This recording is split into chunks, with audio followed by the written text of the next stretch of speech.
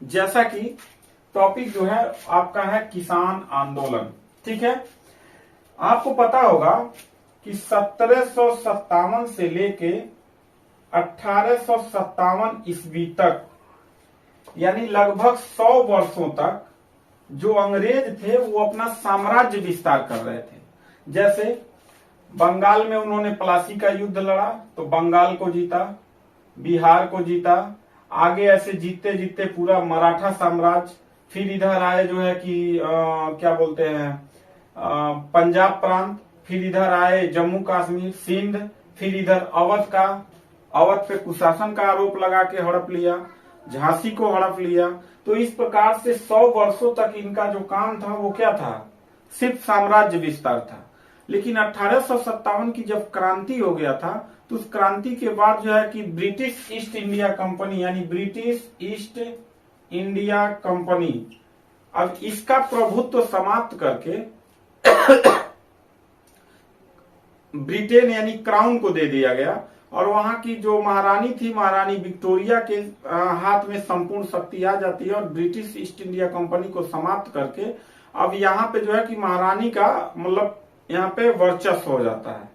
ठीक है, अब इस कंपनी का कोई चीज नहीं रहता है। इसके बाद अब जब 1857 के बाद जब अंग्रेजों की जो नीति रहती है वो राज्य साम्राज्य बढ़ाने का बहुत सीमित हो जाता है, मतलब देश को लूटपाट करना शुरू कर देते हैं, जिसमें यह किसानों पे क्या करते हैं, मतलब किसानों का शोषण करना शुरू करते हैं।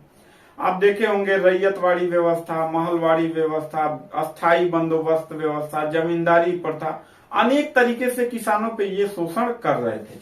तो आज का जो टॉपिक है वो किसान आंदोलन पे ही है, तो इसको हम लोग ध्यान से समझते हैं।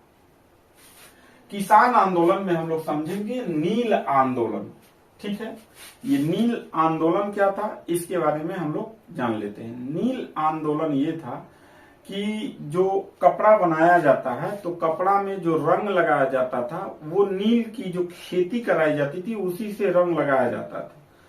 तो अंग्रेजों ने क्या किया था कि यहाँ पे बंगाल में, पहले ध्यान से समझिएगा कि यह जो क्रांति हुई थी नील क्रांति या नील आंदोलन, यह 1859 से लेकर 1860 के बीच में हुआ था। कहां पे हुआ था, तो सबसे पहले बंगाल में हुआ था। बंगाल समझिएगा, ये वाला एरिया जो है बंगाल में हुआ था। ठीक है, कहां पे, बंगाल में हुआ था। ठीक है, क्योंकि इसी नील की खेती को बिहार के चंपारण में गांधी जी भी आंदोलन करते थे। ये मत समझिएगा कि मतलब वो वाला इसमें और इसमें वाला उसमें कर दीजिएगा। सबसे पहले बंगाल में इसकी शुरुआत होती है। कब होती है, सितंबर 1859 ईस्वी को, ये डेट याद रखिएगा। आज जबकि जब बंगाल में आंदोलन हो रहा था उसी समय बिहार में भी यही चीज नील की खेती कराई जाती थी, यानी कि 3 कठिया पद्धति उसको बोला जाता था। यानी 20 कट्ठा अगर जमीन है तो उसमें 3 कट्ठा पे अंग्रेज क्या मतलब खेती करवाते थे, नील का।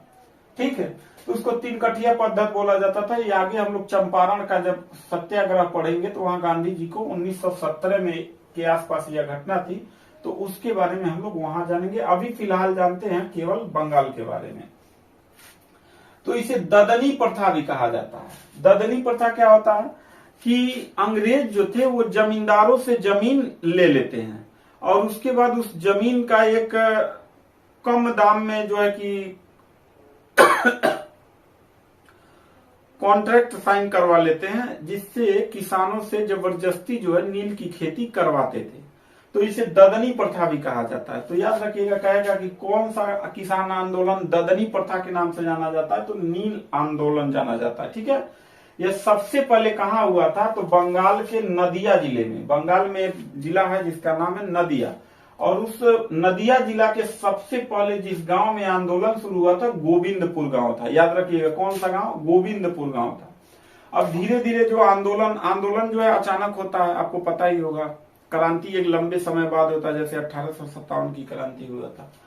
तो जैसे ही आंदोलन शुरू हुआ तो अगल बगल ये फैलना शुरू हुआ। पाबना हो गया, खुलना हो गया, ढाका तक पहुंच गया, मालदा पहुंच गया, दीनापुर पहुंच गया।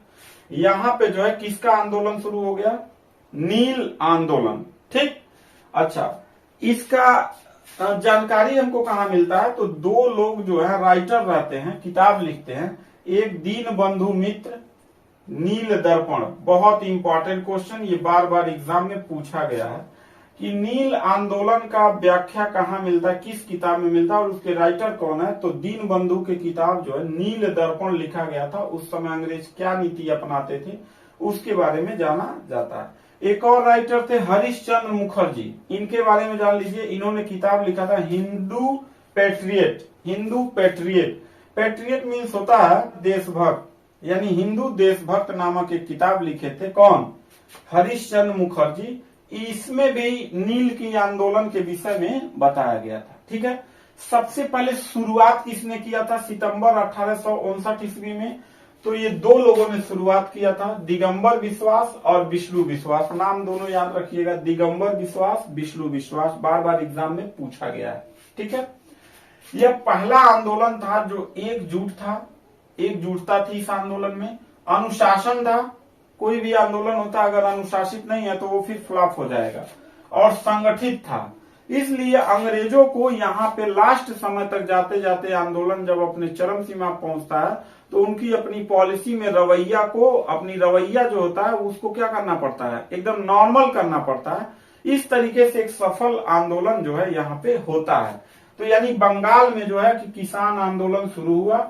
बाद में बिहार का हम लोग देखेंगे, चंपारण जिला में एक आंदोलन शुरू होता है इसी नील की खेती को लेके, जिसको मैं पीछे बताया हूं कि 3/20 मतलब कि 3 कठिया पद्धति बोला जाता था। 20 कट्ठे में 3 कट्ठा जो जमीन होता था उस पे नील की खेती अंग्रेज करवाते थे।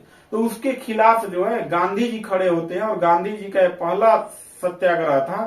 तो उसके बारे में हम लोग अगले वीडियो में पढ़ेंगे। तो मिलते हैं नेक्स्ट वीडियो में, तब तक के लिए थैंक यू, धन्यवाद।